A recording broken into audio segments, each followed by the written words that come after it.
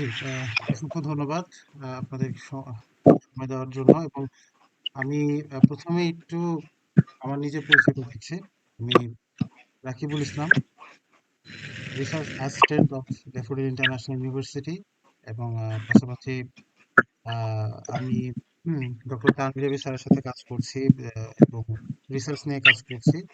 মূলত আমাদের chairman sir doctor Sabur Khan sir, daffodil International university উনি একটা রিসার্চ আমাদেরকে দিয়েছেন যে ফরেন এমপ্লয় এবং লোকাল এমপ্লয় তাদের মধ্যে স্কিলস গ্যাপ গুলো আমরা দেখার চেষ্টা করছি।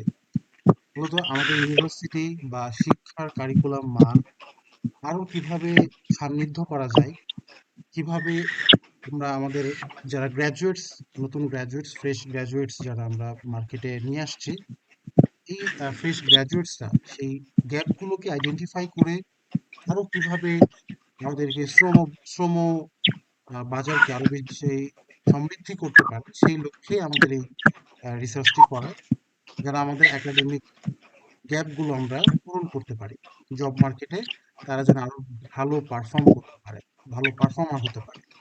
তো এই বিষয়গুলো এনশিওরের লক্ষ্যে আমাদের এই রিসার্চটির আয়োজন করা। তো বেসিক্যালি আমরা একটা কোয়ালিটেটিভ অ্যানালাইসিস করছি। ইতিপূর্বে আমাদের আমাদের একটা সাকসেসফুল কোয়ান্টিটেটিভ অ্যানালাইসিস হয়েছে। পাশাপাশি আমরা এখন কোয়ালিটেটিভ নিয়ে কাজ করছি। তো আহ, আমরা প্রথমেই একটু হাসান মাহমুদ স্যারের কাছে আসতে চাচ্ছি। স্যার, আমরা আপনার কাছে একটু জানতে চাচ্ছিলাম যে আমাদের যারা লোকাল এমপ্লয় বা যারা বর্তমানে বাংলাদেশের জব করছেন, তাদের মধ্যে কি ধরনের স্কিলস গ্যাপ গুলো আপনি দেখতে পান আপনার অর্গানাইজেশনের আলোকে, যে গ্যাপ গুলো হয়তো বা তাদেরকে পিছিয়ে দিচ্ছে কম্পারেটিভলি ইন্টারন্যাশনাল এমপ্লয় বা ফরেন এমপ্লয় বা যারা হোয়াইট কলার জব যারা করছেন, তাদের কি কি ধরনের স্কিলস গ্যাপ আসলে আপনি পরিলক্ষিত করেন আপনার ইন্ডাস্ট্রিতে? একটু কাইন্ডলি আমাদেরকে বিস্তারিত ভাবে যদি বলতেন, please sir. Thank you Rakib. শোনা যাচ্ছে আমার কথা? জি স্যার, লাউড এন্ড ক্লিয়ার। আমি একটু আমার পরিচয় দিয়ে নিই অনারেবল যারা আছেন। আমি ডক্টর হাসান মাহমুদ। আমি লার্নিং এন্ড ডেভেলপমেন্ট লিড হিসেবে আছি বেক্সিমকো ফার্মাসিউটিক্যালস আছি আমি। তো থ্যাংক ইউ ড্যাফোডিলকে এরকম একটা প্রোগ্রাম অ্যারেঞ্জ করার জন্য, একটা স্টাডি করার জন্য। স্কিল আসলে যেটা হচ্ছে যে এখানে স্কিল গ্যাপের যে কথা আসছে, ৩টা লেভেল আছে। আমি যদি বলি যে আমরা তো বেসিক্যালি একটা হচ্ছে যে আমাদের ফ্রেশ গ্র্যাজুয়েট, যদি শুধু বলি ফ্রেশ গ্র্যাজুয়েটরা জব সেক্টরে আসছে। তারপরে একটা মিড লেভেল আছে, একটা সিনিয়র লেভেল আছে। তো ফ্রেশ গ্র্যাজুয়েটদের ক্ষেত্রে কিন্তু আমরা তো খুব বেশি, আমার সেক্টর ফার্মাসিউটিক্যাল সেক্টরে যদি আমি বলি, ফ্রেশ গ্র্যাজুয়েটদের যে জবগুলো সেগুলি কিন্তু আমাদের লোকাল যারা আছে তারা ইউনিভার্সিটিতে থেকে তারাই কিন্তু শুরু করছেন, তারাই পাচ্ছেন। আমাদের জন্য প্রবলেম হচ্ছে মিড এবং সিনিয়র লেভেলে। সিনিয়র লেভেলে কিছু হাইলি টেকনিক্যাল পার্ট গুলি আছে যেখানে আমরা দেখি যে আসলে আমাদের যে লোকাল যারা আছে তারা ওই জায়গাটা, যেই অপরচুনিটি গুলি আছে বা যে ম্যাচুরিটির দরকার সেই জায়গাটা তারা করতে পারে না। সেটা হচ্ছে একদম হায়ার লেভেলে, যার কারণে আমাদের ফরেনের দিকে অনেক সময় মানে ঝুঁকতে হয়, তাদেরকে ফরেন এমপ্লয়িদেরকে আমাদের অ্যাপ্রোচ করতে হয়, আনতে হয়।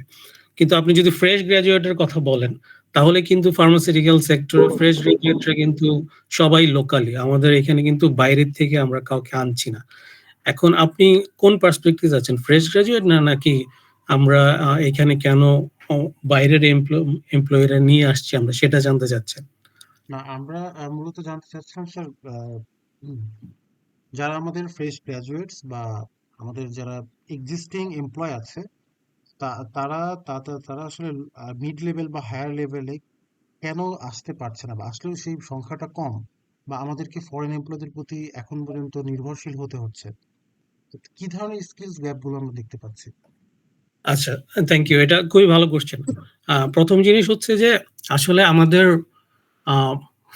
যে এন্ট্রি লেভেল যারা তাদের এন্ট্রি লেভেলের জন্য আসলে আমরা সবসময় নলেজটাই দেখি। তাদেরকে কাজ শিখানো হয়। তারা যখন জবে আসে তখন অন দ্য জবেই তারা বেশ কিছু ট্রেনিং পায় যেখানে আস্তে, আস্তে তারা কাজ শিখতে পারে। আ যদিও আমাদের স্কিল নিয়ে আমরা এখন নিউ জেনারেশন এর কথা যদি বলি, আমরা কমিউনিকেশন স্কিল তারপরে হচ্ছে তাদের ইমোশনাল ইন্টেলিজেন্স এই জিনিসগুলিতে আ অনেক আমরা ল্যাকিংস দেখি।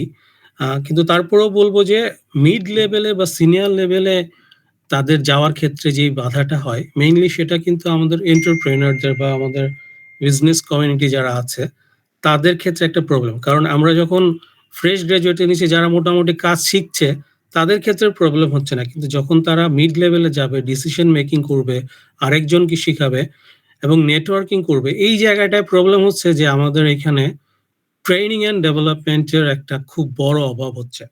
এবং ট্রেনিং অ্যান্ড ডেভেলপমেন্ট মানে হচ্ছে যে আমি বাইরের থেকে ২-১ জন বছরে ১ জন ২ জন নিয়ে আসলাম। তাদেরকে দিয়ে ট্রেনিং দেওয়ালাম অথবা আমার কোম্পানি থেকে ২-১ জনকে বছরে আমি বাইরে পাঠালাম। তারা ট্রেনিং করে আসলো, তাদের প্রমোশন হলো।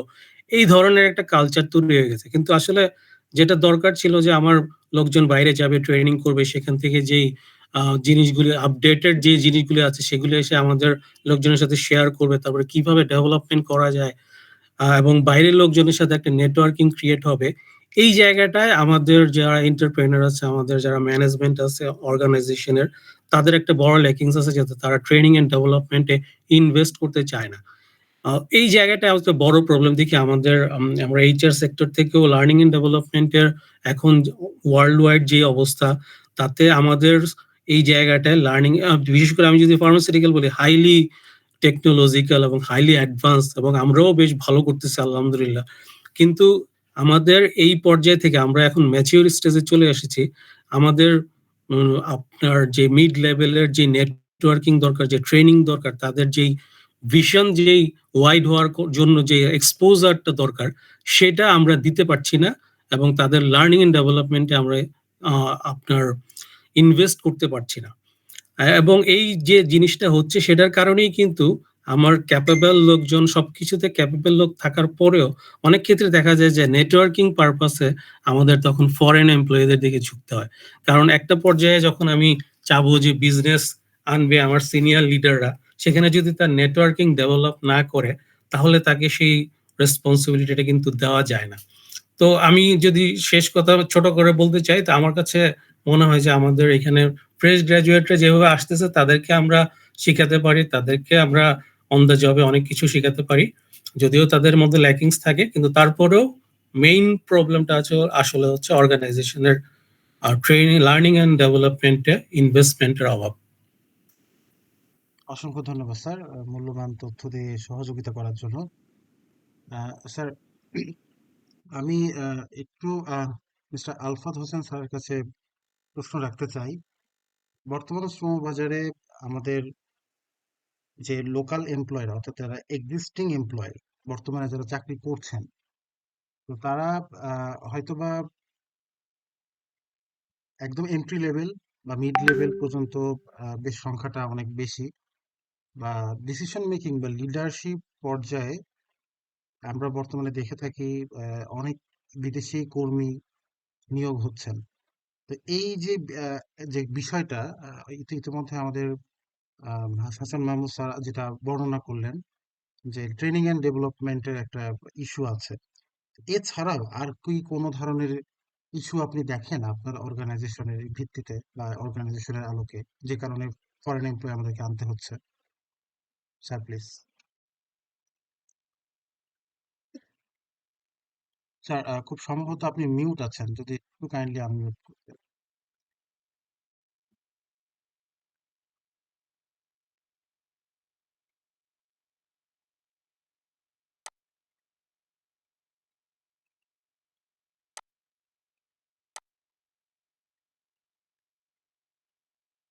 স্যার, আপনি মিউট করা অবস্থায় আছেন, একটু কাইন্ডলি যদি আনমিউট করতেন প্লিজ।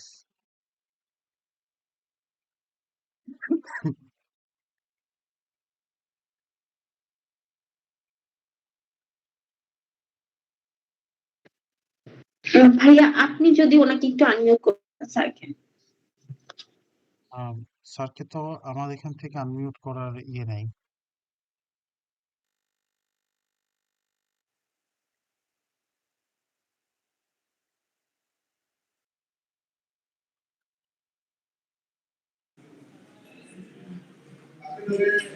আচ্ছা, সো সেই ক্ষেত্রে আমরা একটু শান্তনু রয় স্যারের কাছে আসতে চাচ্ছিলাম। স্যার, এর মধ্যে যদি আপনি কাইন্ডলি আমাদেরকে একটু জানাতেন যে অ্যাকচুয়ালি বর্তমান শ্রমবাজারের আলোকে আপনার অর্গানাইজেশনের ভিত্তিতে আপনারা আসলে কিভাবে বিষয়টাকে দেখছেন, যে কেন আসলে আমরা এখন পর্যন্ত ফরেন এমপ্লয়ীদের উপরে নির্ভরশীল হচ্ছি, বা এখন পর্যন্ত কেন আমাদের ফরেন এমপ্লয়ীদেরকে হায়ার করতে হচ্ছে ফর বিং নাওএডেজ, একটু কাইন্ডলি যদি জানাতেন sir. Thank you very much. First of all, good evening to everyone, whoever is present here. Then next is my apology because I am traveling to some destination যার জন্য গিয়ে হয়তো কিছু outside noise এখানে আসবে, so kindly এটাকে একটু ক্ষমা সুন্দর দৃষ্টিতে দেখতে হবে।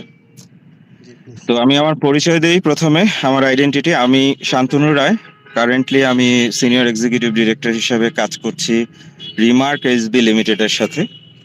I am not sure about the business nature of this organisation, যে আপনারা কতটুকু অ্যাওয়্যার অফ আছেন।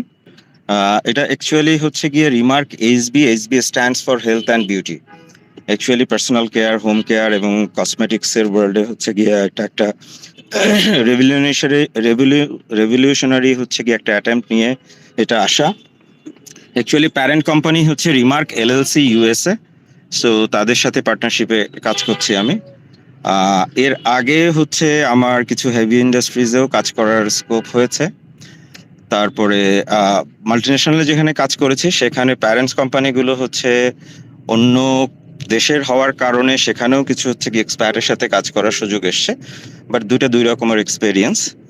আমি যদি গিয়ে লোকাল ম্যানুফ্যাকচারিং ইন্ডাস্ট্রিজ গুলোতেই দেখা যায় যে আমাদের লোকাল রিসোর্সদের অ্যাকোমোডেশন বেশি হয়ে থাকে।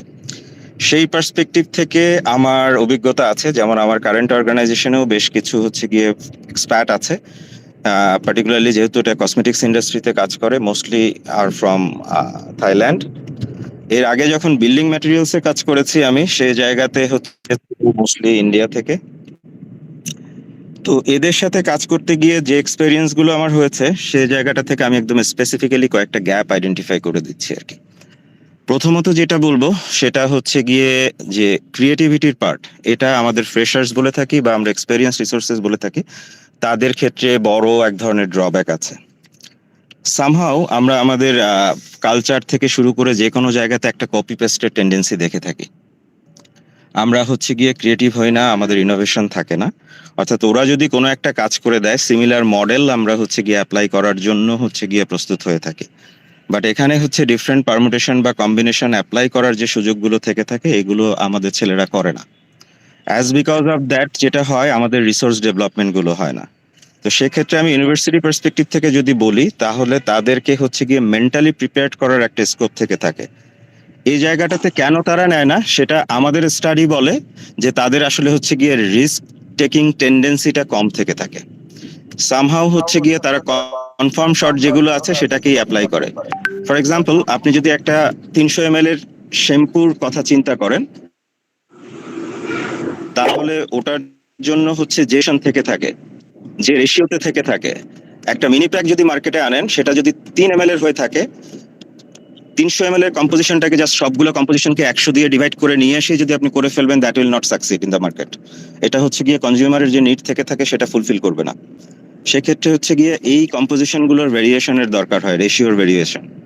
সেটা গিয়ে আমাদের আগ্রহ না থাকার কারণে বা গিয়ে প্রপার স্টাডি না থাকার কারণে এটাকে আমরা করতে পারি না। তাহলে কি আমি 2টা পয়েন্টের কথা বললাম এই জায়গাতে। নাম্বার 1, সেটা গিয়ে ক্রিয়েটিভিটিতে বা রিস্ক টেকিং টেন্ডেন্সির কথা যদি বলে থাকি, এই জায়গাটাতে আমাদের ড্রব্যাক আছে। So from the very first semester বা ভেরি ফার্স্ট ক্লাস, এটা আমার সব শিক্ষকদের কাছে গিয়ে আর্নেস্ট রিকোয়েস্ট থাকবে যে যাতে করে গিয়ে আমাদের স্টুডেন্টদের, তাদের গিয়ে ইনোভেটিভ পাওয়ার যেটা আছে বা তাদের আমি যদি বলে থাকি যে সেলফ এফিসিয়েন্সি যে জিনিসগুলো আছে, এগুলোকে ডেভেলপ করানোর জন্য তাদেরকে আগ্রহী করতে হবে। সেই ক্ষেত্রে আরো ক্রিয়েটিভ স্টাডি বা ফ্রিকোয়েন্টলি টেকনোলজিক্যাল চেঞ্জ হোক বা হচ্ছে গিয়ে মার্কেটে প্রোডাক্ট অ্যাভেলেবিলিটি হোক, যেগুলোর ক্ষেত্রে হোক, এগুলোর ক্ষেত্রে একটু আউটওয়ার্ড তাদেরকে হচ্ছে গিয়ে আমাদের ড্রাইভ দিতে হবে, তাদেরকে হচ্ছে এই জায়গাটার দিকে ফোকাস করতে হবে। এটা আমার একদম প্র্যাকটিক্যাল এক্সপিরিয়েন্স থেকে। নেক্সট ওয়ান, আমার এটা আমি এখানে জানি না কেউ এক্সপার্ট নেই বোধ হয়, বাট এটা একটু ডিরেক্ট সমালোচনা হয়ে যাবে এক্সপার্টদের। সেক্ষেত্রে হচ্ছে গিয়ে পার্টিকুলারলি আমাদের এই সাবকন্টিনেন্টাল কান্ট্রিজ থেকে যারা আসে, ওদের ভিতরে আসলে একটা সাংঘাতিক রকমের ইউনিটি থাকে। তারাও অনেক সময় হচ্ছে গিয়ে লেস ইন্টারেস্টেড থাকে যে আমি যে শেখাবো তার মানে তো হচ্ছে গিয়ে হয় আমার, অথবা হচ্ছে আমার যিনি সাকসেসর আছে বা আমাদের দেশের আরেকজনের যে একটা এমপ্লয়মেন্টের অপরচুনিটি আছে এটা মিস হয়ে যাবে। তো সেক্ষেত্রে তাদের ভিতরে কিছুটা রিজিডিটি থাকে। এই জায়গাটাতে আমাদের স্টুডেন্টদেরকে বা আমাদের হচ্ছে গিয়ে এক্সপার্টদেরকে যেটা শিখতে হবে সেটা হচ্ছে কিভাবে তার কাছ থেকে জিনিসগুলোকে অ্যাকোয়ার করা যায়। তার হচ্ছে গিয়ে যে এরিয়া অফ ইন্টারেস্ট আছে সেই জায়গাটাতে আমি কিভাবে হচ্ছে অ্যাক্সেস নিতে পারি, কিভাবে হচ্ছে আমি আমাকে ডেভেলপ করতে পারি, এগুলো নিয়েও হচ্ছে গিয়ে আমাদের স্টুডেন্টদেরকে তাদের আন্ডারগ্র্যাড লেভেল থেকেই হচ্ছে গিয়ে তৈরি করতে হবে। সিমিলারলি এই জায়গাতে একটা ভালো রোল প্লে করতে পারে আমাদের বিডা, বিকজ আপনারা জেনে থাকবেন যখনই আমরা একজন এক্সপার্টকে ইনক্লুড করি আমাদের বিডার কাছ থেকে পারমিশন নিয়ে তারপরে করতে হয়, এবং সে জায়গাতে কিছু কন্ডিশন আমাদেরকে মেনে চলতে হয়, কিছু টার্মস থাকে স্পেসিফিক্যালি। বিকজ কোনো এক্সপার্টই জেনে থাকবেন আমাদের বাংলাদেশে মোর দ্যান 5 ইয়ার্স হচ্ছে গিয়ে স্টে করার কথা না। 2 ইয়ার্স এর পরেই তারা হচ্ছে গিয়ে জানতে চায় একটা মানে ডেভেলপমেন্টের প্রোগ্রেস কি হয়েছে। আমাদের যারা হচ্ছে গিয়ে সাকসেসর আছে যখন নাম দিতে হয়, ফর এক্সাম্পল XYZ কে আমি বাইরের থেকে আনছি, তার সাথে হচ্ছে গিয়ে কে ক্লোজলি কাজ করবে, ইভেনচুয়ালি তার কাছ থেকে টেক ওভার কে করবে, এগুলো শুধু কাগজে কলমেই আছে। তো আমাদের যে সরকারি নীতিমালা আছে সেই জায়গাটাতেও একটু কাজ করার আছে। এই জায়গাটাতেও আমরা হচ্ছে গিয়ে প্র্যাকটিক্যাল কিছু জিনিসকে নিয়ে আসতে পারি, এটা যেন শুধুমাত্র কাগজে কলমে না থাকে।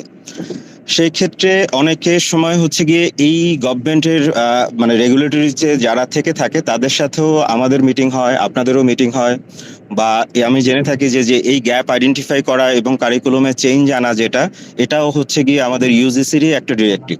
তো ইউজিসি ডিরেক্টিভ যদি থেকে থাকে, এগুলো আসলে ডিরেক্টিভ পর্যন্ত না, আমাদের এগুলোকে হচ্ছে গিয়ে প্র্যাকটিক্যাল ফিল্ডেও হচ্ছে প্রপারলি ইমপ্লিমেন্টেশন বা অ্যাপ্লাই করার সুযোগগুলোকে নিতে হবে। সে জায়গা থেকে আমাদের এখানে স্টুডেন্টদের সাথে ঠিক কাজ না, কাজ হচ্ছে গিয়ে গভর্নমেন্ট বডির সাথে। আপাতত যদি এই তিনটা জিনিসকে ফোকাস করতে পারি যেগুলো হচ্ছে খুবই ইনিশিয়াল লেভেলের, তারপরে হচ্ছে গিয়ে হাসান ভাই এখানে বলার চেষ্টা করেছেন ট্রেনিং, হয়তো আরো অনেকেই হচ্ছে গিয়ে আরো অনেকগুলো প্রসপেক্টের কথা নিয়ে আসবে, সেগুলোকে হচ্ছে গিয়ে আমরা জয়েন্টলি কাজ করার সুযোগ নিতে পারবো। আর আরেকটা জিনিস আমি চাবো আর কি আপনাদের কাছে, সেই ক্ষেত্রে হচ্ছে গিয়ে বিভিন্ন কোর্সের সাথে যারা হচ্ছে গিয়ে আপনার এরকম অর্গানাইজেশনাল সাবজেক্ট ম্যাটার স্পেশালিস্ট আছে, যারা ইন্ডাস্ট্রির সাথে কানেক্টেড আছে, তাদেরকে আরো বেশি এই স্টুডেন্টদের সাথে কিভাবে কানেক্ট করা যেতে পারে। সেটা কোনো সেমিনার হতে পারে, সেটা ইভেন হচ্ছে গিয়ে ক্লাসের একটা পার্টিকুলার হচ্ছে মানে একটা ক্লাসরুম সেশন হতে পারে, যে জায়গাগুলোতে হচ্ছে কি স্টুডেন্টদেরকে এই ব্যাপারগুলো কি ঘটে থাকে প্র্যাকটিক্যাল ফিল্ডে সেগুলোর জন্য হচ্ছে গিয়ে ওদেরকে আগের থেকে অ্যাওয়্যার অফ করার জন্য। বা একটা ছেলে আমরা হয়তো এখন প্র্যাকটিস করে থাকি যে কিভাবে সে হচ্ছে তার জব প্লেসমেন্ট পাবে, সেটার ব্যাপারে আমরা এরকম ইন্ডাস্ট্রি এক্সপার্টদেরকে ইনক্লুড করি। বাট এর পরে যেটা হচ্ছে, সে হয়তো ইনক্লুডেড হয়ে গেল একটা অর্গানাইজেশনের সাথে, তার হায়ারিং হয়ে গেল, বাট ওই জায়গাটাতে সে সাকসিড করার জন্য যে যে জিনিসগুলো করার দরকার আছে সেগুলোর ব্যাপারেও হচ্ছে গিয়ে আমাদের কাছ থেকে তাদেরকে ডিরেক্টলি শোনানোর ব্যবস্থা করা যেতে পারে। এই পর্যন্ত। ধন্যবাদ স্যার আপনার মূল্যবান তথ্যগুলি দিয়ে সহযোগিতা করার জন্য। আমি একটু আলফাত হোসেন স্যারের কাছে ফিরে আসছি। স্যার আপনার সাথে কথা হচ্ছিল, আনফরচুনেটলি মাইক্রোফোনটা অফ ছিল। যদি স্যার কাইন্ডলি একটু কন্টিনিউ করতেন স্যার। G, G please. আসসালামু আলাইকুম and thank you Rakib for inviting me এবং এখানে আরো অন্যান্য যারা উপস্থিত ক্লাস অফ ইন্টেলিজেন্সিয়া এখানে আছেন সবাইকে ধন্যবাদ এবং সুস্বাগতম। আমি রাকিব, আমি basically the topic of today's discussion is bridging the skills divide and addressing foreign labor reliance and workforce gaps in BD's key sectors. আচ্ছা, এই জায়গাটাতে একটা যদি প্রথমে আমি এই টপিকটাকে আমি একটু আলোচনা করতে চাই তাহলে আমার হয়তো অন্যান্য প্রশ্নের উত্তর এখানে পাওয়া যাবে। প্রথমটা হচ্ছে স্কিলস ডিভাইড। আচ্ছা, স্কিলস ডিভাইডটা আমাদের দেশে যে সমস্ত ইন্ডাস্ট্রিতে আমরা ফরেনারদেরকে নিয়ে আসি, তার আমাদের ইন্ডাস্ট্রিতে যত এমপ্লয়ি চাকুরি করেন, এমপ্লয়েড আছেন, সেই তুলনায় কিন্তু তারা খুব নগণ্য সংখ্যায়। আমি যে ইন্ডাস্ট্রিগুলোর কথা আপনাদেরকে বলবো, সেই ইন্ডাস্ট্রিতে তার একটা হলো যে petrochemical exploration and gas sector, energy sector. এটা খুব হাইটেক একটা ইন্ডাস্ট্রি। তো উপরের দিকে এই ইন্ডাস্ট্রিটা নিয়ে আমি একটু বেশি কথা বলবো। তো এটা বলার আগেই আমি একটু প্রথমেই বলে নিই, আমার আগেকার বক্তা বললেন যে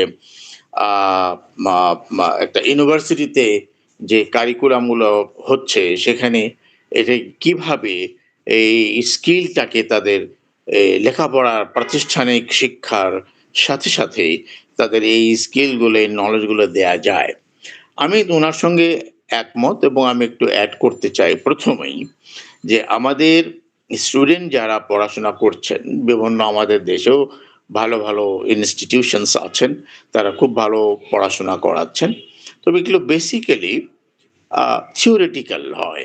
আমাদের অনেক ইউনিভার্সিটিতে টেকনিক্যাল ল্যাব, রিলেভেন্ট সাবজেক্টের ল্যাবের একটু অভাব থাকে, বা হাইটেক যেটা বর্তমানে পৃথিবীতে একটা পরিবর্তন আসছে, সেগুলোর একটু অভাব আমি কোথাও কোথাও লক্ষ্য করেছি। তাহলে এই গ্যাপটার একটা সুবিধা হতে পারে যে আমরা যারা ইন্ডাস্ট্রি, বাংলাদেশে প্রচুর ভালো ভালো ইন্ডাস্ট্রি আছে এবং ইন্ডাস্ট্রির সঙ্গে জড়িত, আমার প্রথম বক্তব্য হলো যে to minimise the skills gap, what will have to do is have academia and industry very neat collaboration. আমরা কখনো কখনো বলি যে আমরা কোলাবোরেশন করতে চাই, কিন্তু আসলে কোলাবোরেশন হচ্ছে না সত্যিকার অর্থে। ইউনিভার্সিটি অ্যান্ড একাডেমিয়ার কোলাবোরেশনটার একটু অভাব। তো এখানে আমার পার্সোনাল অভিমতটা হলো যে এখানে ইউনিভার্সিটির আরো অ্যাগ্রেসিভ ভূমিকা নিয়ে ইউনিভার্সিটিকেই ইন্ডাস্ট্রির কাছে আসতে হবে এবং ইন্ডাস্ট্রির সঙ্গে বিভিন্নভাবে আন্ডারস্ট্যান্ডিং করে নিয়ে, এক ধরনের এমওইউ করে নিয়ে, যে আমার এই ব্যাচের বাচ্চারা বছরের শেষে বা at particular time they will visit your industry, not only visit for a day, they can be attached to the university, so to the industry for 2 months, 3 months, 6 months, depending on the gravity of the course. এইটা কিন্তু আমাদের দেশে খুব lacking. ইউনিভার্সিটিকে এগিয়ে আসতে হবে। ইন্ডাস্ট্রিয়ালিস্টরা আমাদের হাতে, বা ইন্ডাস্ট্রি যারা আমরা কাজ করছি, আমরা ইন্ডাস্ট্রিকে একটা প্রফিট সেন্টার হিসাবে আমরা সবসময় ভাবছি। সো প্রফিট সেন্টার হিসাবে ভাবার কারণেই আমরা কিন্তু ফোকাসড হয়ে আসি যে কিভাবে ভালো প্রোডাকশন হবে, কিভাবে আমি মার্কেটের নিশটাকে নেব, এবং কিভাবে যদি এটা আমার এক্সপোর্টেবল আইটেম হয় তাহলে আমি কিভাবে এক্সপোর্টেবল আইটেম করে আমরা ওই ইন্টারন্যাশনাল মার্কেটের একটা নিশ আমি পেতে পারি। তো সেটা করতে যেয়ে তখন আমার মনে হচ্ছে যে ইউনিভার্সিটি থেকে যারা আমাদের রিক্রুট আমরা করছি, বাংলাদেশের ফ্রেশ গ্রাজুয়েটস, এদের মধ্যে যখন আমরা স্কিল গ্যাপ দেখছি, তখনই আমরা কিন্তু ফরেন এমপ্লয়ীদের দিকে আমরা ঝুঁকছি যে কোথায় কোথায় পাওয়া যাবে। Because my target is to get a sizable amount of my product into the international market. তো আমার যেহেতু সময়ের অভাব এদিকে ফোকাস করার, সেহেতু ইউনিভার্সিটিকে খুব অ্যাগ্রেসিভলি এগিয়ে আসতে হবে।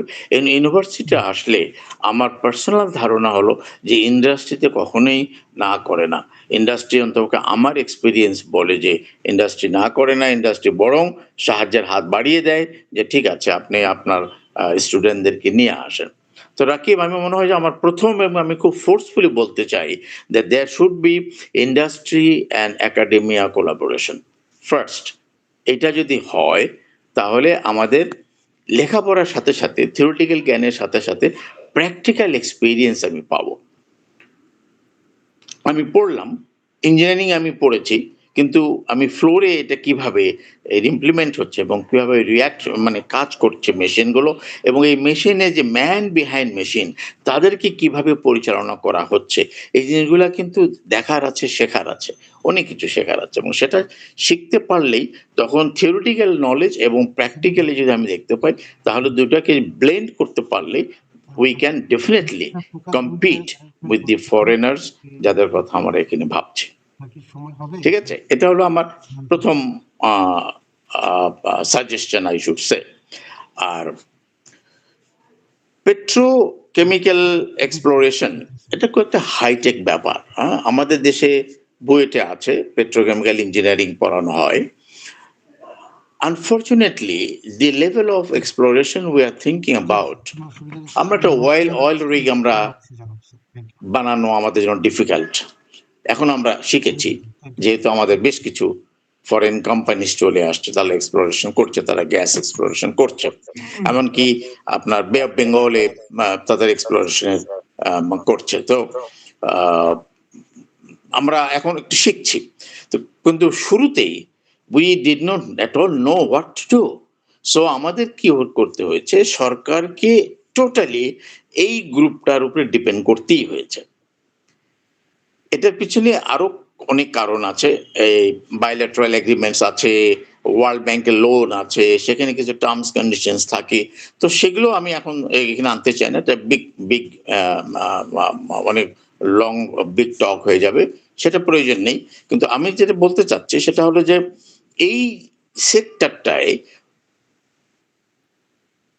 ফরেনারদের আধিক্য অনেক বেশি during the establishment and rigging or getting the work done করার আগেই পর্যন্ত ইনিশিয়াল ওয়ার্কগুলো নিয়ে এসে এটাকে এস্টাবলিশ করা, এটাকে দাঁড় করানো, এখান থেকে এই যে বিভিন্ন ধরনের যে টেকনোলজিক্যাল যে নো হাউ আছে, এটা আসলে আমরা জানি না। আমরা জানি না বিধায় তাদের উপরে আমার 100% ডিপেন্ড করতে হয়। ধরেন আমি একটা উদাহরণ দিই, বার্জ মাউন্টেড পাওয়ার প্ল্যান্ট, আমার একটু সৌভাগ্য হয়েছিল একটা বার্জ মাউন্টেড পাওয়ার প্ল্যান্টের এস্টাবলিশমেন্ট করার সময়। তো বার্জ মাউন্টেড পাওয়ার প্ল্যান্টের যখন কনসেপ্টটা আসলো, বাংলাদেশে কিন্তু আমরা পাওয়ার প্ল্যান্ট বিদ্যুৎ উৎপাদন করতে আমরা দেখেছি ল্যান্ডের উপরে, মাটির উপরে আমরা ল্যান্ডে এস্টাবলিশ করা হয়েছে পাওয়ার প্ল্যান্টগুলো। কিন্তু যখন একটা কনসেপ্ট আসলো বাইরে থেকে, কিন্তু এটা বিদেশি কনসেপ্ট আসলো যে there can be barge mounted power plant, এটা মোটামুটি ভাবে 8-9 মাসের মধ্যে একটা পাওয়ার প্ল্যান্ট তৈরি করা যায়, and the power plant can go to into the grid. তো আমরা কিন্তু জিনিসটাকে আমাদের সরকার নিল, এটা I think this was in the year 1996। তো আমাদের গভর্নমেন্ট এটাকে নিল, কিন্তু প্রশ্নটা হলো যে এই আমাদের এটা শুনেই প্রথমে খটকা লেগেছে যে how can a power plant be established on a barge. এখন বার্জের ক্যারেক্টারিস্টিক কি, সেটাও আমরা কিন্তু ভেবেছি যে what is the difference between barge and ship, ছোট্ট একটা ডিফারেন্স, এটাই কিন্তু আমরা অনেক সময় জানতাম না। উই অলওয়েজ থট যে barges and ship are same. পরে ওইটা করতে যে আমরা জানতে পারলাম, যারা আমরা বাঙালিরা যারা এই প্রজেক্টের সঙ্গে জড়িত হলাম, we came to know that barge is the shape of a barge is like a ship, but the barge cannot it does not have its own energy to drive itself. বার্জকে অন্য কিছু দিয়ে ড্রাইভ করতে হয়, তাকে টাগ করে নিয়ে যেতে হয়। যেটা ছোট্ট আমার একটা এক্সপিরিয়েন্স, তখন আমার মনে হলো oh my god, if I don't know this technology, how can I survive without the assistance of the foreigners? আমি কি বোঝাতে পেরেছি রাকিব? জি sir, thank you so much sir. আমি দিচ্ছি এই জায়গাটায়, এই যে একটা হাইটেক ব্যাপার, এই হাইটেক ব্যাপারগুলো আমি বাদই দিলাম, আমি একটু আমাদের অন্যান্য যে ইন্ডাস্ট্রিগুলো তো আছে, এই ইন্ডাস্ট্রির সঙ্গে টেকনোলজি বা টেকনো নো হাউ ট্রান্সফার করার প্রবণতা থাকতে হবে, সরকারকে নিতে হবে সে প্রবণতা। যে বিডার কথা উনি বলেছেন, আমার পূর্ববর্তী বক্তব্য কারেক্ট, বিডাতে কিন্তু সমস্ত নিয়ম কানুন আছে যে টেকনোলজি যারা আসবে তারা 5 ইয়ার্স এর মধ্যে ট্রান্সফার করবে এবং আমার লোকাল এমপ্লয়ীদেরকে তারা ট্রেন আপ করবে। এটা আমরা আসলে করে নিতে পারি না ওদের কাছে থেকে। হ্যাঁ, ওরা একটু reluctant, obviously the job security তারা কথা চিন্তা করে, but that's another part. This is primarily our failure. আমরা কেন জিনিসটা তাদের কাছ থেকে আদায় করতে পারছি না, এটা আমাদের করা দরকার, আমাদের অবশ্যই করা দরকার। এবং দেশের দিকে তাকিয়ে দেশের এই আমাদের যে একটা ইয়াং স্কলার, রাইজিং স্কলার্স আসছে, এদের দিকে তাকিয়ে, আমাদের সমাজের দিকে তাকিয়ে, রাষ্ট্রের দিকে তাকিয়ে এবং ফরেন কারেন্সির কথা ভেবে আমাদেরকে, যারা আমরা বাংলাদেশে আছে, এন্টারপ্রেনিউরসরা আছে, industrialist, it is our job primarily to get that technology transferred to our employees. এটা করতে পারলেই আমার মনে হয় না যে বাঙালিরা পিছনে থাকবে। ইন্টেলেকচুয়ালি, আপনার ব্রেনের দিক থেকে intellectually we are also superior, and I have seen that how quickly our engineers learned the technique of running a barge and a power plant. It did not take long. It took hardly about a year or so. We gradually started replacing the foreigners. সম্ভব, আমাদেরকে এটা আদায় করে নিতে হবে। Thank you Rakib. Thank you so much sir, আপনার বক্তব্যগুলো আমাদের আশা করছি খুবই আমরা উপকৃত হবে এবং আমাদের রিসার্চের যে মূল মন্ত্র আছে সেই আলোকে আপনি বলছিলেন। তো আসলে আমরা এতক্ষণ মূলত ফরেন এমপ্লয় এবং লোকাল এমপ্লয়দের মধ্যে স্কিলস গ্যাপ নিয়ে খোঁজার চেষ্টা করছিলাম।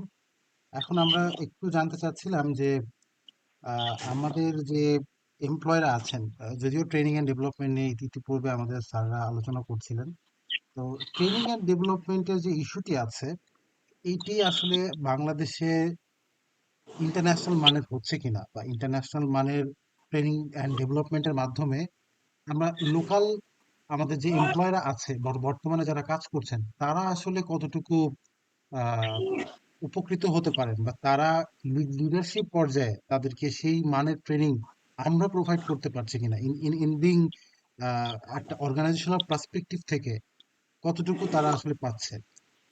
এই সুযোগটা যদি বাড়ানো যায় তাহলে ইন ফিউচার আসলে তারা সেই ফরেন এমপ্লয়দেরকে রিপ্লেস করতে পারবে কিনা, যদি কাইন্ডলি এই বিষয়ে একটু জানাতেন। আমি জি রাকিব কে বলবেন? আমাকে বলছেন? স্যার আসছি স্যার আমরা আমি একটু এই বিষয়ে হাসান মাহমুদ স্যারকে রিকোয়েস্ট করছিলাম, স্যার আপনি যদি একটু কাইন্ডলি আমাদেরকে জানাতেন। আচ্ছা, থ্যাংক ইউ রাকিব। এটা খুবই ইম্পর্টেন্ট একটা কোশ্চেন। আমি যদি খুব স্ট্রেট ফরওয়ার্ড অ্যান্সার দিই কোশ্চেনটার, তাহলে আমাদের বাংলাদেশে যে ট্রেনিং এবং ডেভেলপমেন্ট আমরা যে কাজগুলি করি, আমি বলবো যে এটা আসলে কোনো ট্রেনিং হয় না। এটা কাইন্ড অফ মোটিভেশনাল অ্যাক্টিভিটির মতো। ট্রেনিং প্রোগ্রামের মধ্যে নাচ, গান, খেলাধুলা হয়, কিন্তু ট্রেনিং থেকে যেই অবজেক্টিভগুলি ফুলফিল হওয়ার কথা ম্যাক্সিমাম ক্ষেত্রে সেটা হয় না।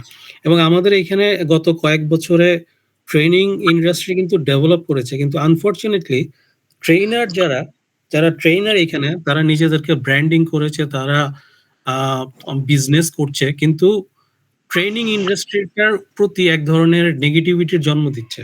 এবং যারা আমরা যখন বাইরে আমাদের লোকাল ট্রেনারদের কাছে ট্রেনিং এ পাঠাই এবং তারপরে যখন আমরা যারা পার্টিসিপেন্ট থাকে তাদেরকে জিজ্ঞেস করি যে কি শিখেছে, খেলাধুলার কথাই বলে, খাওয়া দাওয়ার কথা বলে, লার্নিং কি হয়েছে সেই জিনিসটা আমরা জানতে পারি না। এটা হচ্ছে নাম্বার ওয়ান, যে আমাদের এখানে আমার ফার্মাসিউটিক্যাল মানে স্পেশালি যদি বলে আমার এখানে যেই ট্রেনিং এর ব্যাপার আছে, একটা হচ্ছে ফাংশনাল ট্রেনিং, আরেকটা আপনি যেটা বললেন লিডারশিপ ট্রেনিং। দুটোর ক্ষেত্রেই ফাংশনাল ট্রেনিং এ আমাদের এখানে এখনো যারা সিনিয়র পিপল আছেন, যেহেতু হাইলি টেকনিক্যাল একটা সেক্টর, সেখানে ফাংশনাল ট্রেনিং দিতে হলে সেই ধরনের এক্সপার্টিস লাগবে এবং সেই ধরনের ইকুইপমেন্ট, সে ধরনের আপনার সাপোর্ট লাগবে, যে জিনিসটা অ্যাবসেন্ট আছে। এবং আমাদের যারা সিনিয়র পিপল তারা ম্যাক্সিমাম ক্ষেত্রেই ট্রেনার হিসেবে ভালো না, কারণ তারা ট্রেনিং দিতে চান না। অনেক কাইন্ড অফ হেডমাস্টার টাইপের অ্যাটিটিউড থাকে, যাদের নিউ জেনারেশন যারা, তাদের সাথে তারা একবারই ম্যাচ করতে পারেন না। এবং এই ফাংশনাল ট্রেনিং এর ক্ষেত্রে আমরা দেখেছি যে তাদের নলেজ আছে, তাদের এক্সপার্টিসও আছে, কিন্তু তারা যখন সেই নলেজটা ট্রান্সফার করতে যান তখন তাদের মধ্যে সেই জিনিসটা ফ্যাসিলিটেশন যেই স্কিলটা সেটা না থাকার কারণে তারা সেই নলেজটা ট্রান্সফার করতে পারে না এবং অনেক কিছু জানার পরেও তাদের কাছ থেকে জুনিয়ররা তেমন কিছু শিখতে পারেন না এবং নেগেটিভ একটা যে ব্যাপার হয়। তো এইখানে যে ব্যাপারটা হচ্ছে যে তখনই আমাদের ফরেন ট্রেইনারের প্রয়োজন হয় এবং এইখানে আমাদের এখানে লিডারশিপ ট্রেনিং যারা করান আপনার হাতে গোনা কয়েকজনই পাবেন যাদের করান। কয়েকজন খুব ভালো আছেন। কিন্তু তাদের সেই যে সমস্যাটা হচ্ছে যারা খুব ভালো যারা ব্র্যান্ডেড হয়ে গেছেন, তারা তাদের কনটেন্ট বছরের পর বছর চেঞ্জ করেন না। আমাদের পুরো ওয়ার্ল্ড চেঞ্জ হয়ে যাচ্ছে। প্রতিদিন আমরা আপডেটেড নলেজ আসতেছে। সবকিছু চেঞ্জ হয়ে যাচ্ছে। আমার লিডারশিপ রোল চেঞ্জ হয়ে যাচ্ছে। আমার এখন আ বয়সের সাথে লিডারশিপের রোল নাই। আমার ইয়াং জেনারেশন স্টুডেন্টরা এখন লিডার হয়ে যাচ্ছে। অথচ আমাদের এখানে লিডারশিপ যারা ট্রেনার তারা পুরনো লিডারশিপ থিওরি গুলি নিয়ে কাজ করে যাচ্ছেন। সুতরাং লিডারশিপ ট্রেনিং এও যে ব্যাপারটা আমি দেখেছি যে তারা আপডেটেড লিডারশিপ ট্রেনিং এবং আমাদের এখানে নিড অনুযায়ী ট্রেনিং গুলি ডিজাইন করা, ডেলিভার করা সেগুলি তারা করতে পারেন না। তো সুতরাং যেটা বলবো যে আমাদের নিজস্ব ট্রেনারের খুবই অভাব আছে। ট্রেনারের ক্ষেত্রে আমি বলবো যে আমরা এখানে একদমই খুব খারাপ অবস্থা এবং আমাদের যারা সিনিয়র আছে তারা আ ট্রেনিং দেওয়ার ক্ষেত্রে তাদের ইন্টারেস্ট কম, তারপরে তাদের ধৈর্যও কম ক্ষেত্র বিশেষে এবং সবচেয়ে বড় জিনিস হচ্ছে এখন যে নতুন যে জেনারেশন আসছে আমরা যেটা বলছি জেন জেড তাদের সাথে যেই ধরনের যেইভাবে বিহেভ করা দরকার সেই বিহেভিয়ারটা আমরা বুঝতে পারছি না। আমাদের এইখানে একটা জিনিস বলে রাখা ভালো জেন জি কিন্তু নলেজেবল, প্রচুর নলেজ আছে তাদের। তাদের হাতের মুঠোয় অনেক ইনফরমেশন আছে। তাদের নলেজের ক্ষেত্রে তারা বহু এক্সপার্ট লোকজন থেকে অনেক বেশি হয়তো জানে। কিন্তু obviously তাদের যে ল্যাকিংসটা আছে, কোথায় যে ল্যাকিংসটা আছে সেই জিনিসটা বোঝার জন্য আমাদের একটু চেষ্টা করা দরকার, আমাদের একটু বোঝা দরকার। তাদের জন্য আলাদাভাবে আমাদের চিন্তা ভাবনা করা দরকার। কারণ আমরা কিন্তু জেন জি নিয়েই কথা বলছি। এবং আমার বাংলাদেশের পার্সপেক্টিভে যদি আমি বলি, আমাদের ২০২৪ এর পরে যেই আন্দোলন, ধরেন আমাদের জেন জি হচ্ছে ওয়ার্ল্ডের একমাত্র জেন জি যারা একটা গভর্নমেন্টকে চেঞ্জ করে ফেলেছে আন্দোলনের মাধ্যমে। হিউজ সাকসেস এবং এই সাকসেসটা তাদেরকে অ্যাটিটিউডে কি ট্রান্সফার করেছে এটা আমার ধারণা আপনারা যারা টিচার তারা হয়তো খুব ভালোভাবে বুঝতে পারেন এবং আমরা যখন নিউ জেনারেশন যখন যারা ফ্রেশ গ্র্যাজুয়েট যারা আসছে তাদের ক্ষেত্রেও আমরা দেখতে পাচ্ছি যে তাদের অ্যাটিটিউডের একটা চেঞ্জ চলে আসছে। এই চেঞ্জটা কিন্তু একদিনে আসে না, অনেক ঘটনার ফলে এবং সাকসেসের ফলে আসছে। তো এই জেনারেশনকে নিয়ে আমরা কিভাবে ট্রেনিং করাবো, তাদেরকে কিভাবে আমরা আরো প্রোডাক্টিভ করতে পারি, সেগুলি নিয়ে কিন্তু আমাদের রিসার্চ হচ্ছে না। এমনিতেই তো ট্রেনিং নেই, তার উপর আবার এই নিউ জেনারেশন নিউ মার্কেটে যারা নতুন আসবে তাদের নিয়েও আমাদের রিসার্চ কম হচ্ছে। যার কারণে বিশাল গ্যাপ হয়ে যাচ্ছে এবং এই গ্যাপটা কিন্তু শুধু নলেজ এবং স্কিল না, অ্যাটিটিউডের একটা গ্যাপ চলে আসছে। তো এই জায়গাটায় আমাদের অনেক কাজ করা আছে এবং আমি শান্তনু দার সাথে একমত যে আমাদের ইন্ডাস্ট্রি এবং একাডেমির একটা রিলেশনশিপ হওয়া দরকার। আমার পার্সোনাল এক্সপেরিয়েন্স থেকে আমি জানি যেহেতু আমি ফার্মাসিউটিক্যাল ইন্ডাস্ট্রিতে কাজ করি, এখানে অবভিয়াসলি আমি ফার্মাসিস্ট, ডক্টর দের নিয়ে কাজ করি, প্রফেশনালদের নিয়ে কাজ করি। আমার এখানে আম যেটা হচ্ছে ক্রিয়েটিভিটি মতো লোকজনের অভাব নেই। অনেক লোকজন আছে ক্রিয়েটিভিটি করার জন্য। কিন্তু যেটা হয় যে আমরা দেখেছি যে টিচার যারা আছেন তারা তাদের স্কোপ দেন না। আসলে জাস্ট মানে ক্রিয়েটিভিটি দেখানোর মতো স্কোপটা যদি স্টুডেন্ট অবস্থায় তারা না পান, হঠাৎ করে অর্গানাইজেশনে এসে তারা সেই ক্রিয়েটিভিটি দেখাতে পারেন না মেক্সিমাম ক্ষেত্রে। তো আমার মনে হয় যে ইউনিভার্সিটি গুলিতে অনেক ক্রিয়েটিভিটি, ক্রিটিক্যাল থিংকিং এর মতো যে অ্যাক্টিভিটি গুলি এগুলি অনেক প্রয়োজন এবং তা আরো বেশি প্রয়োজন যে একাডেমির সাথে ইন্ডাস্ট্রির পিপলের যে রিলেশনশিপটা সেটা একটা স্ট্রং হওয়া প্রয়োজন। একাডেমির কাছে নলেজ আছে, ইন্ডাস্ট্রির কাছে স্কিল আছে, সুতরাং দুইটার কম্বিনেশন হওয়াটা খুবই দরকার এবং সেটাই আসলে আমাদের ফিউচার জেনারেশনের জন্য মোস্ট ইম্পর্টেন্ট। Thank you. জি, অসংখ্য ধন্যবাদ স্যার। স্যার আপনি যেটা বলছিলেন সেইটার সূত্র ধরেই বলি যে আসলে মূলত আমাদের এখন বর্তমানে আমাদের যে জেন জির যে বিষয়টি আমাদের সামনে চলে এসেছে, তো সেই জেন জি যে নতুন ফ্রেশ গ্র্যাজুয়েটস আমাদের সামনে আসছেন, ইন ফিউচার আরো তারা ফ্রেশ গ্র্যাজুয়েটস হয়তো মার্কেটে আসবেন। তো এই ক্ষেত্রে ট্রেনিং এন্ড ডেভেলপমেন্ট অ্যাকচুয়ালি আমাদের বিভিন্ন ইন্ডাস্ট্রিতে প্রয়োজন হচ্ছে, যেটার সাপেক্ষে পর্যাপ্ত রিসার্চ বা ট্রেনিং ডেভেলপমেন্ট হয়তো বা হয়ে উঠছে না। তো এই ধরনের গ্যাপগুলো পূরণের জন্য আপনার প্রতিষ্ঠান আসলে কিভাবে কাজ করছেন, বা নতুন কোনো পদক্ষেপ গ্রহণ করছেন কিনা, যে যাতে করে আমাদের এই ধরনের স্কিলস গ্যাপগুলোকে ফিল আপ করা সম্ভব?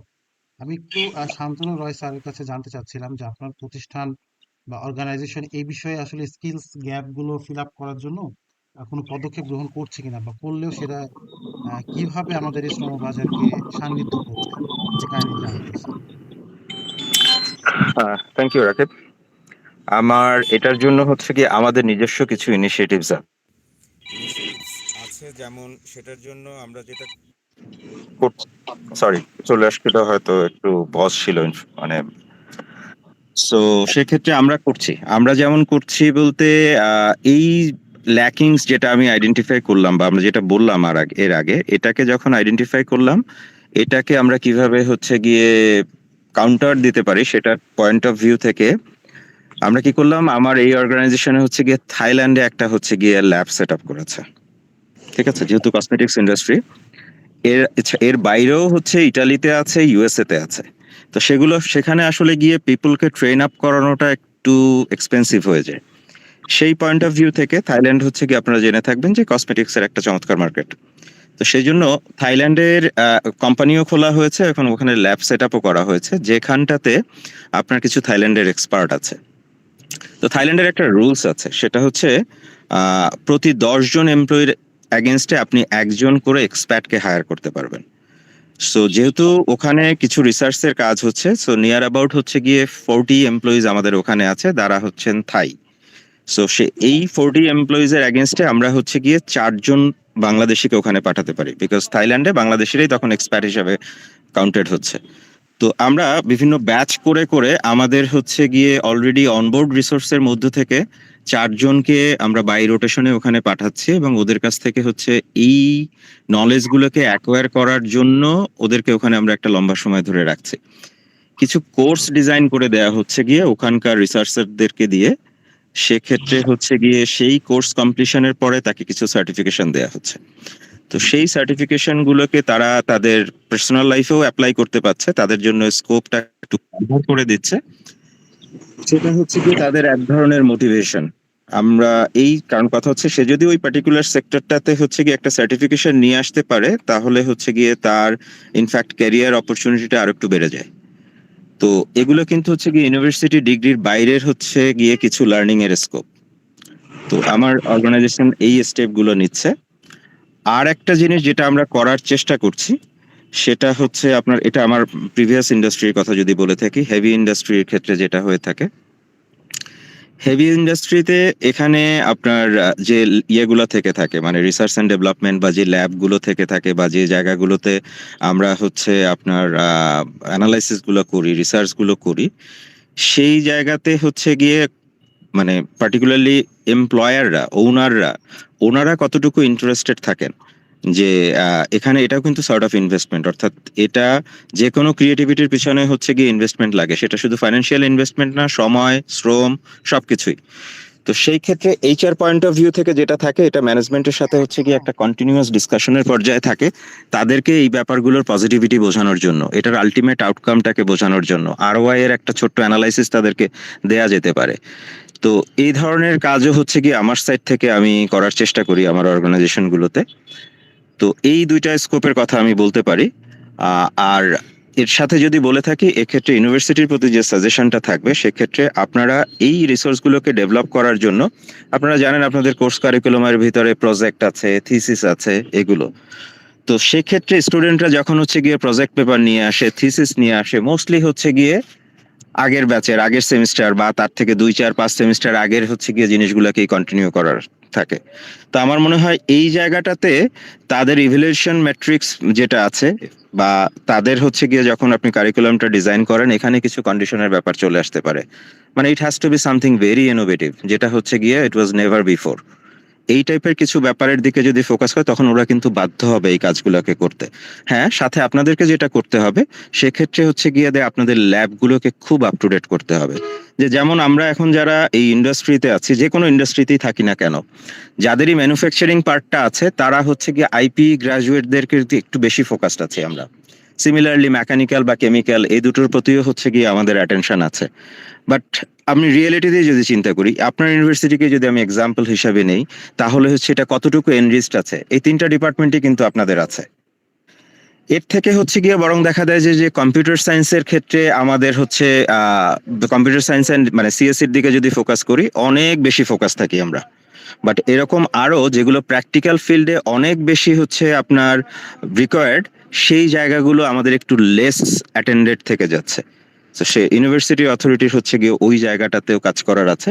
পাশাপাশি তো বললাম যারা ইন্ডাস্ট্রিয়ালিস্ট আছেন তারা হচ্ছে গিয়ে, আমি 2টা এক্সাম্পলের কথা বললাম যেটা রিয়েল লাইফ এক্সাম্পল, সেটাকেও হচ্ছে গিয়ে আপনারা যারা আছেন ডিফারেন্ট ইন্ডাস্ট্রি থেকে তারা আপনাদের ম্যানেজমেন্টের কাছে তুলে ধরতে পারেন। জি, That's all. অসংখ্য ধন্যবাদ স্যার, ধন্যবাদ।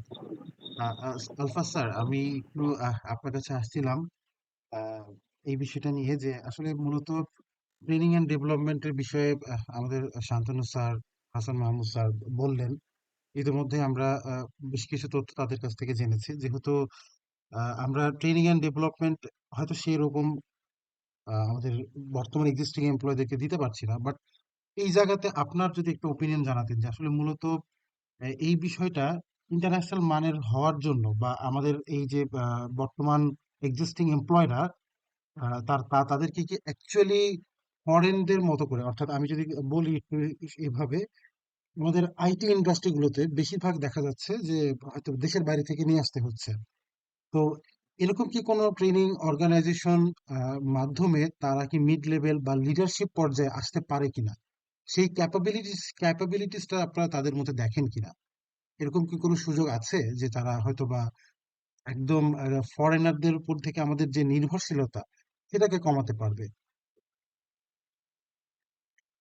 স্যার,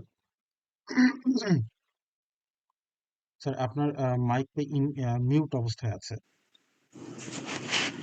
এখন এখন খোলা আছে না? জি স্যার, জি। ধন্যবাদ রাকিব। আমি মিস্টার হাসান এবং মিস্টার শান্তনুর সঙ্গে আমি একমত। ওনাদের চমৎকার অ্যানালিসিস ওনারা দিয়েছেন এবং প্র্যাকটিক্যাল ফিল্ডে থেকে উদাহরণও দিয়েছেন। এটাতে অবশ্যই আছে, স্কোপ নিশ্চয়ই আছে এবং সেগুলো করা যায়। কিন্তু কথাটা হলো যে আমরা আমার মনে হয় মিস্টার হাসান বলছিলেন যে আমাদের এখানে অনেক ট্রেনিং ইন্ডাস্ট্রি হয়েছে, রাইট? অনেক ট্রেনিং হয়েছে, কিন্তু এগুলো ওই leadership, management, managerial, sales, revenue generation, এই টাইপ অফ ইন্ডাস্ট্রি আমাদের কাছে হয়েছে। আচ্ছা, তো এই type of industry training institute হওয়ার পরেও আমাদের এখানে মোটামুটি ভাবে বিভিন্ন সময় বিভিন্ন ভাবে এমপ্লয়ার স্পন্সর্ড প্রোগ্রাম অথবা এমপ্লয়ি নিজেই স্ব উদ্যোগে এই ট্রেনিং গুলো অনেক সময় নিচ্ছে।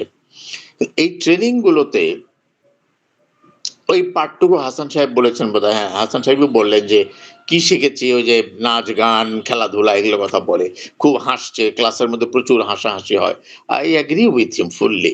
This is not the right type of training that we are aiming at. We are just spoiling our money যদি এই ধরনের ট্রেনিং হয়। আচ্ছা, এর বাইরেও আমাদের দেশেও কিছু কিছু ট্রেনার আছেন যারা খুব ভালো ট্রেনিং দিচ্ছেন ম্যানেজমেন্ট এবং লিডারশিপ লেভেলে। এই ট্রেনিংটা দেওয়ার পরে প্রতিটি ট্রেনিং এর শেষে অবশ্যই একটা রাইট আপ নিতে হবে পার্টিসিপেন্টদের কাছে থেকে, যে তুমি যে জিনিসগুলো এখান থেকে শিখলে যাচ্ছ, এটা তোমার কর্মক্ষেত্রে কিভাবে এবং কতদিনের মধ্যে ইমপ্লিমেন্ট করবে, সেই জিনিসটা যে তাদের কাছ থেকে একটা লিখে নেওয়া যাবে, একটা একটা রোড ম্যাপ তাদের কাছ থেকে নেওয়া যায়।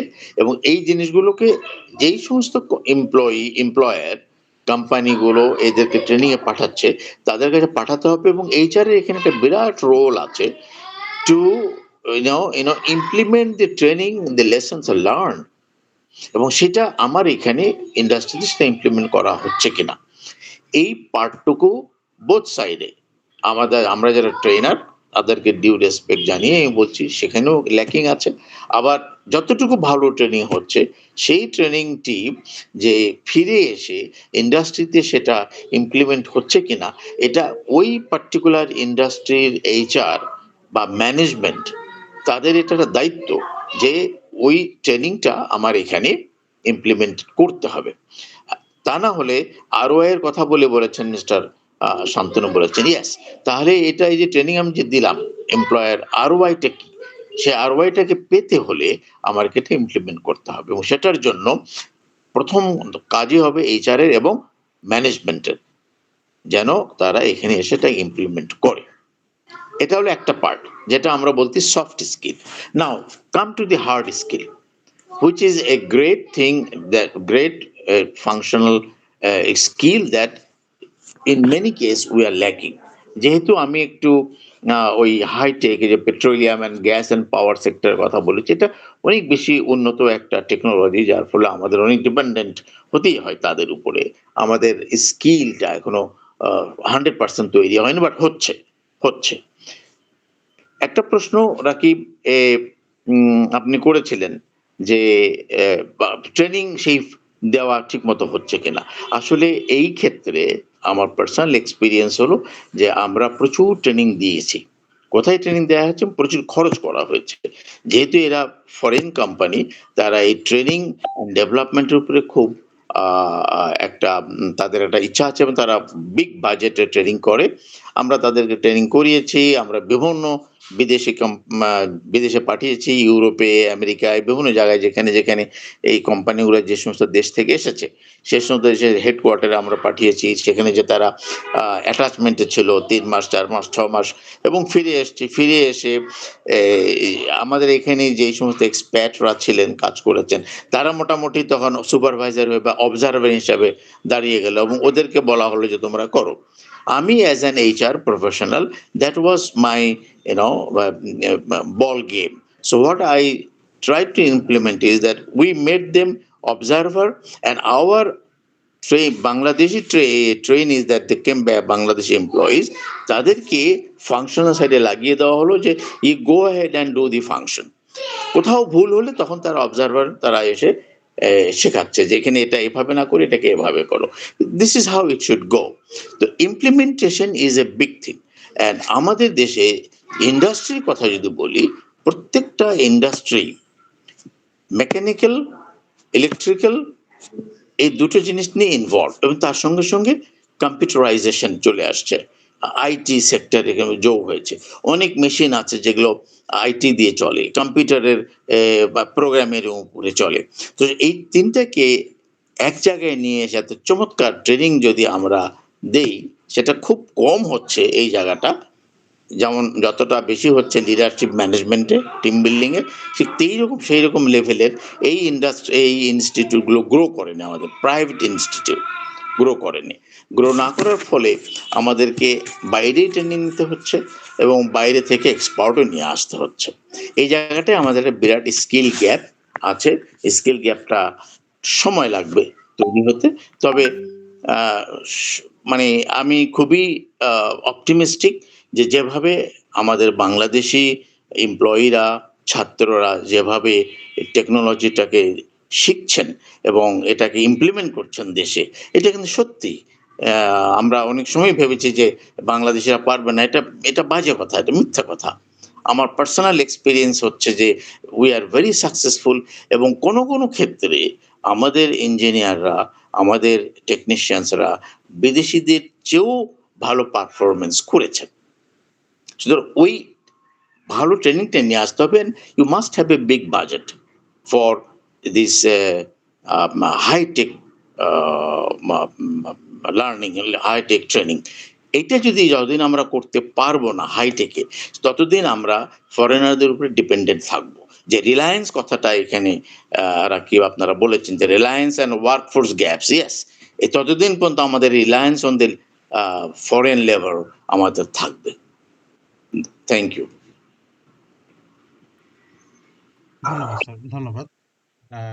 আমি একটু জানতে চাচ্ছিলাম যে আসলে আপনারা সবাই এইচআর প্রফেশনালস, বা এক্সপার্ট, আপনারা বিভিন্ন অর্গানাইজেশনে আছেন, আপনাদের কাছ থেকে আমরা জানতে চাই যে আসলে মূলত একাডেমিক কারিকুলামে আমরা আসলে আপনাদের একটা রিকমেন্ডেশন জানতে চাচ্ছি যে আপনারা আসলে কি ধরনের রিকমেন্ডেশন দিচ্ছেন আমাদের স্টুডেন্টকে বা ফ্রেশ গ্রাজুয়েটসদের, তারা যেন আমাদের এই আহ, যে স্কিলস গ্যাপগুলো আছে ফরেন এমপ্লয়দের সাথে এগুলোকে ফুলফিল করার জন্য এট এ গ্ল্যান্স আপনি ইতোমধ্যেই অনেকগুলো পরামর্শ দিয়েছেন, আমরা দেখেছি। তো তার পাশাপাশি যদি এট এ গ্ল্যান্স একটু কাইন্ডলি, আমি প্রথমেই হাসান মাহমুদ স্যারের কাছে আসছিলাম। স্যার, আপনি যদি এট এ গ্ল্যান্স আমাদেরকে একটু আপনার রিকমেন্ডেশন গুলো জানাতেন, ফাইনাল রিকমেন্ডেশন ফর স্টুডেন্ট এবং ফ্রেশ গ্রাজুয়েটস। আচ্ছা, থ্যাংক ইউ রাকিব। আমি যেটা বলবো আসলে আমাদের যে এখন আসলে আমরা কাদের জন্য চিন্তা করছি আসলে এই বছর যারা আসলে গ্রাজুয়েশনে ভর্তি হবে তারা তো আরো 4 বছর বা 5 বছর পরে আসলে জব সেক্টরে আসলে আসবে। আমার পার্সোনাল এক্সপিরিয়েন্স হচ্ছে যে আমরা আমাদের একাডেমিক সেক্টরটা নলেজের উপরে খুব বেশি জোর দেয়। এখন নলেজ কিন্তু এখন আমাদের যারা স্টুডেন্ট আছে তাদেরকে যখন যেটা প্রয়োজন তাদের ইনফরমেশন জানার দরকার তারা জানে এবং প্রয়োজন অনুসারেই কিন্তু তারা নলেজেবল হয়। সুতরাং নলেজের ক্ষেত্রে তাদের জন্য সেই সোর্সটা তাদের কাছে আছে এবং সেটা কিভাবে ইউটিলাইজ করতে হবে তারা খুব ভালোভাবে জানে। প্রবলেমটা হচ্ছে স্কিলে এবং আমাদের যেই জব সেক্টরে যেটা হয় যে তার নলেজটা এখানে অ্যাপ্লাই করতে হয়। এই অ্যাপ্লিকেশনের পার্টটায় একটা বড় ল্যাকিংস আছে এবং আমাদের কারিকুলাম যদি ডিজাইন করতে হয় সেখানে আসলে প্র্যাকটিক্যাল ওরিয়েন্টেড কারিকুলাম ডিজাইন করাটাই ভালো। আমার কাছে মনে হয় উচিত ইন ফিউচারে, যেখানে আসলে তাদেরকে ক্রিটিক্যাল থিঙ্কিং করতে হবে, তাদেরকে টিম ওয়ার্ক করতে হবে, তাদেরকে কমিউনিকেশন করতে হবে এবং আলটিমেটলি তাদেরকে ডিসিশন মেক করতে হবে। এই ধরনের অ্যাক্টিভিটিগুলি তাদের এডুকেশনাল কারিকুলামের মধ্যে অ্যাড করাটা খুব দরকার। এবং সাথে সাথে হচ্ছে যে তাদের, আমার কাছে মনে হয় যে যে আমাদের যারা টিচার যারা আছেন তাদেরকে আরো একটু বেশি আসলে আমি বলবো যে এক্সট্রোভার্টেড হতে হবে, একটু এক্সট্রোভার্টেড হতে হবে। ইন্ট্রোভার্টেড হয়ে শুধু টিচার কমিউনিটির সাথে রিলেশনশিপ মেনটেন না করে একটু ইন্ডাস্ট্রিয়ালিস্টদের সাথেও, ইন্ডাস্ট্রিয়াল যে প্রফেশনাল আছে তাদের সাথেও একটু কমিউনিকেশনটা ডেভেলপ করতে হবে এবং ইন্ডাস্ট্রিতে যারা আছেন তাদের নলেজটা যাতে তারা একাডেমিতে ট্রান্সফার করতে পারেন সেই ধরনের স্কোপগুলি ডেভেলপ করতে হবে। এটাই আমার পরামর্শ। জি, অসংখ্য ধন্যবাদ স্যার। শান্তনু রয় স্যারের কাছে একটু আসছিলাম যে স্যার, এট এ গ্ল্যান্স যদি আমাদের ফ্রেশ গ্রাজুয়েটসদের জন্য আপনি একটু আপনার রিকমেন্ডেশন গুলো জানাতেন, যেন এই যে ফরেন এমপ্লয়দের মতো তারাও যেন আসলে মিড লেভেল বা হায়ার লেভেলের জবগুলো এলিজেবল হয় এবং জব মার্কেটের যে গ্যাপটা আছে, যে ঘাটতিটা আছে, সেগুলো যেন তারা রিফিল করতে পারে ইন ফিউচার। তো এই রিলেটেড যদি একটু কাইন্ডলি আমাদেরকে গাইডলাইন গুলো দিতেন আমাদের স্টুডেন্টদের জন্য, please sir. Thank you Rakib once again. আসলে আমি আমার আগের কথাগুলোর ভিতরেও কিছু হচ্ছে কি আপনার প্র্যাকটিক্যাল যেগুলো আমাদের দরকার আছে বলে আসছিলাম, যে যেমন আমি যদি আরো হচ্ছে গিয়ে এটাকে সাম আপ করার চেষ্টা করি, আমি কিন্তু আপনাদের থিসিস বা প্রজেক্ট যেগুলো আছে সেগুলো যতটা প্র্যাকটিক্যালি হচ্ছে নেওয়া যেতে পারে এবং ইনোভেটিভ ওয়েতে নেওয়া যেতে পারে, উইথ ক্রিয়েটিভ আইডিয়াস নেওয়া যেতে পারে, সেটার একটা কথা বলেছি।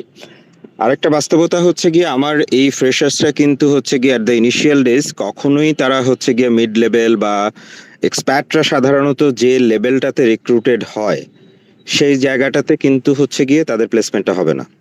আপনি যদি একটু দেখেন, এক্সপার্ট হচ্ছে এন্ট্রি লেভেলে কোথাও খুঁজে পাবেন না। সব এক্সপার্টই কিন্তু হচ্ছে গিয়ে সিনিয়র মিড লেভেল অথবা হচ্ছে গিয়ে সিনিয়র লেভেলে।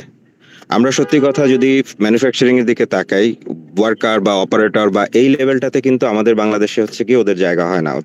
ব্লু কলারের ভিতরে তারা কিন্তু নেই, সামহাট হোয়াইট কলারে হচ্ছে গিয়ে তারা। সো সেক্ষেত্রে কিন্তু ওরাও যে এই জায়গাটাতে আসে সেটা হচ্ছে গিয়ে উইথ হিউজ এক্সপেরিয়েন্স এখানটাতে আসে। সো সেক্ষেত্রে ওদেরকে অতটুকু যদি ফোকাল করা যায় যে হ্যাঁ, আমি যখন যাব জব প্লেসমেন্টে আমার হচ্ছে গিয়ে ইন্টারেস্টটাকে এমন অবস্থাতে রাখতে হবে। আছে কিন্তু আমাদের দেশে এখন যদি দেখি, আমি ম্যানেজমেন্ট স্কিলের কথা যদি বলি বা সফট স্কিলের কথা যদি বলি, এগুলোও কিন্তু একটা পর্যায়ে আমাদের দেশের মধ্যে ছিল না। যেমন কোনো মাল্টিন্যাশনাল কোম্পানিতেই সিইও এমডি রোলে হচ্ছে গিয়ে লোকাল কেউ ছিল না।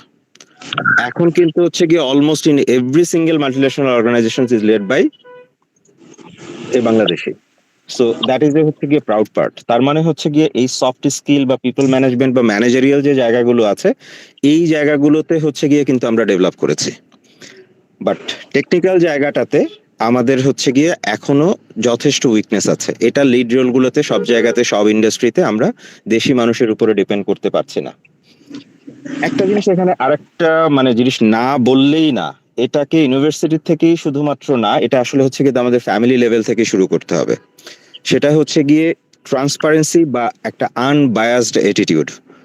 এই জায়গাটাতেও হচ্ছে গিয়ে আমরা বাংলাদেশে, আমি আমাদের নিজেদের সমালোচনাই করব, যে হোক সেটা হচ্ছে গিয়ে কমিউনিটি, হোক সেটা লোকালিটি, যে কোনো না যে কোনো ভাবে যদি কোনো না কোনো একটা কানেকশন দেখি, দেখবেন আমাদের একটা যে কোনো কনভারসেশনের ভিতরে মানে সেকেন্ড আর থার্ড কোশ্চেনে চলে আসে, ভাই আপনার গ্রামের বাড়ি কোথায়? আমরা যেটাকে বলি মোস্টলি হচ্ছে গিয়ে দেশের বাড়ি কোথায়। সামহাউ হচ্ছে গিয়ে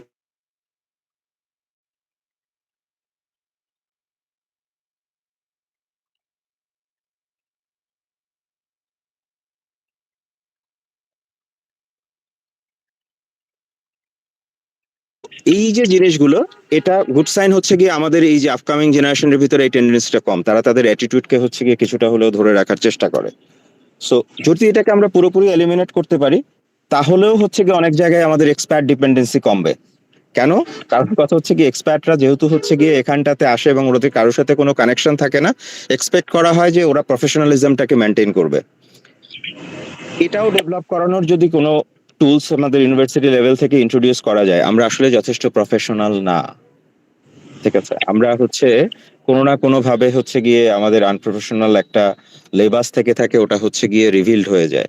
তো সেটাকেও কন্ট্রোল করার ব্যাপারেও হচ্ছে গিয়ে স্টুডেন্টদেরকে আমার মনে হয় ট্রেন আপ করা যেতে পারে। সো এগুলো, যেটা আমি এক কথায় বলবো, যে এগুলোকে কারিকুলামে হচ্ছে প্রিসেট অবস্থাতেই থাকবে এরকম না। আমাদের শিক্ষকরা বাইরে যান, তাদেরকে কিন্তু হচ্ছে গিয়ে রিসার্চের কারণে হোক, তাদের পিএইচডি কারণে হোক, যে কোনো মানে তাদের পার্সোনাল ডেভেলপমেন্টের জন্য তারা, বা হচ্ছে গিয়ে আপনার ইউনিভার্সিটি ফাইন্যান্সের মাধ্যমে হোক, তারা কিন্তু হচ্ছেন গিয়ে যান এখানটাতে গিয়ে এসে ওনারা কিন্তু হচ্ছে গিয়ে ওনাদের নলেজ বা স্কিলটাকে কিন্তু ডেভেলপ করে নিয়ে আসেন। বাট যখন উনি এই শিক্ষকই ফিরে আসেন এই ক্লাসরুমে, তার যে প্রিসেট সিলেবাস আছে ওটার বেসিসেই উনি পড়াতে শুরু করেন এবং কোশ্চেনটাও হচ্ছে ওটার বেসিসেই উনি করেন। স্টুডেন্টরাও হচ্ছে গিয়ে বইয়ের ভিতরে যেটা পড়ে সেই জিনিস থেকে এসে হচ্ছে গিয়ে ওখানে পরীক্ষা দিয়ে চলে যাচ্ছে। তো প্র্যাকটিক্যাল নলেজের যে কানেকশনটা আছে, এই কানেকশনটাও হচ্ছে গিয়ে প্রপারলি ট্রান্সমিট করার স্কোপ আমাদেরকে তৈরি করে নিতে হবে। আই এম সরি, অনেক শিক্ষক এখানে আছেন,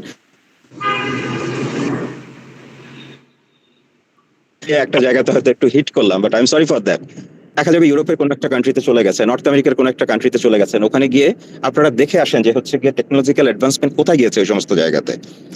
বাট সেই নলেজটা হচ্ছে গিয়ে কতটুকু আমরা ট্রান্সমিট করছি। আমি জানি আপনাদেরও লিমিটেশনস আছে, বিকজ অনেক কিছুই আপনারা ওখানে প্র্যাকটিক্যালি করেন, অনেক কিছুই হচ্ছে গিয়ে ওখানে সোশ্যালি হচ্ছে গিয়ে জিনিসগুলো রেজেম্বলেন্স থেকে থাকে।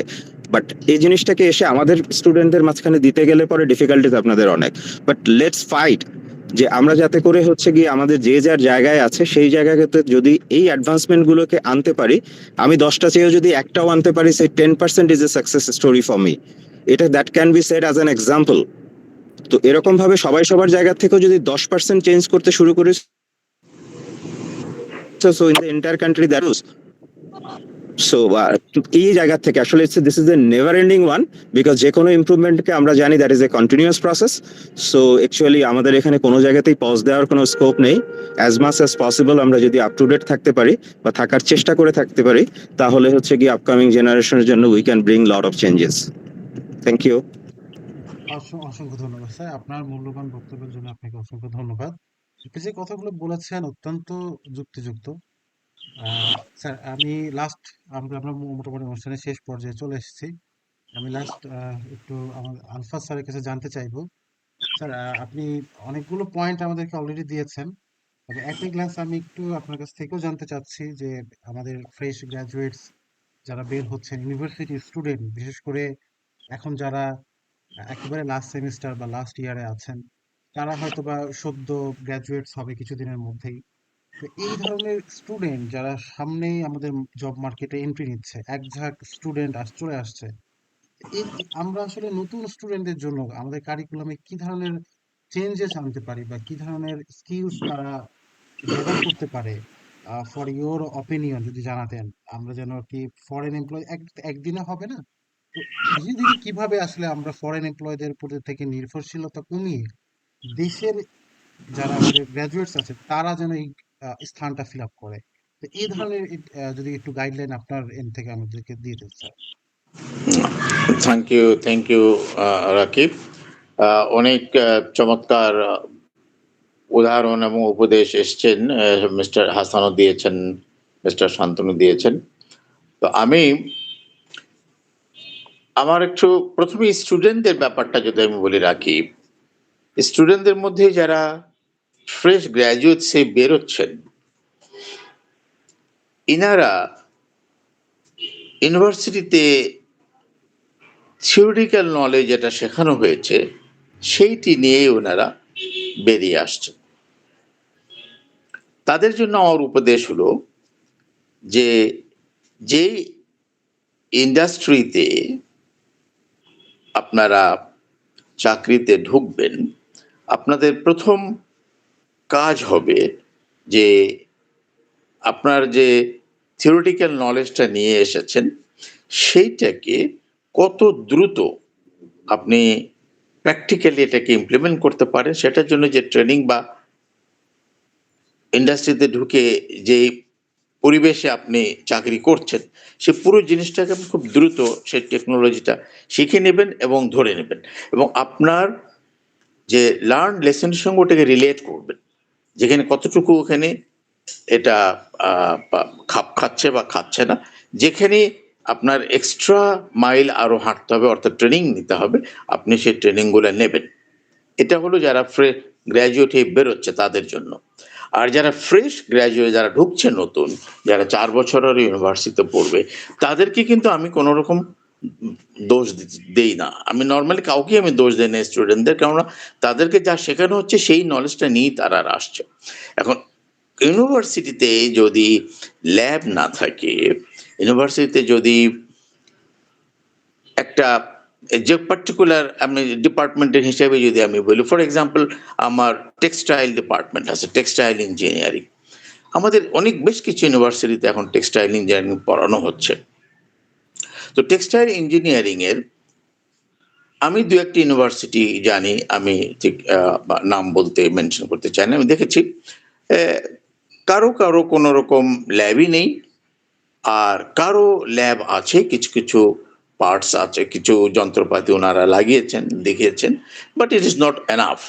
ফাইন, একটা ইউনিভার্সিটির পক্ষে এটা সম্ভব না যে পুরো একটা ইন্ডাস্ট্রি যেভাবে চলে সেটাকে ইউনিভার্সিটিতে শেখানো, দ্যাটস আই অ্যাগ্রি।